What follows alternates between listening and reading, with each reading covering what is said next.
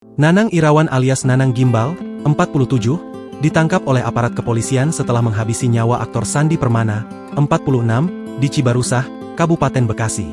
Direktur Reserse Kriminal Umum Polda Metro Jaya Kombes Wira Satya Triputra menjelaskan, motif pembunuhan bermula dari perasaan sakit hati Nanang yang merasa direndahkan oleh Sandi.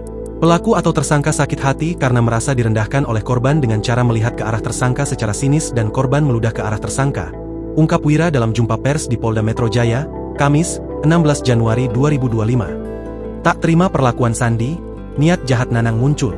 Ia lantas mengambil senjata tajam dari kandang ayam yang terletak di samping rumahnya dan berlari mengejar Sandi. Melakukan perbuatan dengan cara menusuk ke bagian perut kiri korban dalam posisi korban masih berada di atas motor. Lanjut Wira. Sandi sempat memberikan perlawanan. Namun, Nanang kembali menusuk Sandi beberapa kali. Pada saat korban ingin menyelamatkan diri, tersangka mengejar dan menusuk kembali ke arah punggung kiri korban. Jelas Wira. Setelah melakukan aksinya, Nanang melarikan diri meninggalkan korban.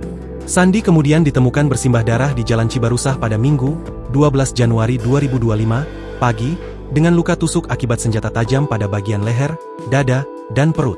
Saat ditemukan oleh tetangga, Sandi masih bernapas dan sempat dilarikan ke rumah sakit. Namun nyawanya tidak tertolong dalam perjalanan. Sebelum insiden tersebut, Sandi diketahui pergi ke sebuah danau untuk bertemu seseorang.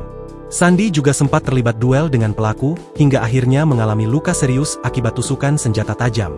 Nanang Gimbal akhirnya ditangkap di Dusun Poris, Desa Kutamukti, Kecamatan Kutawaluya, Kabupaten Karawang, Jawa Barat, pada Rabu, 15 Januari 2025, sekitar pukul 10.45 waktu Indonesia Barat.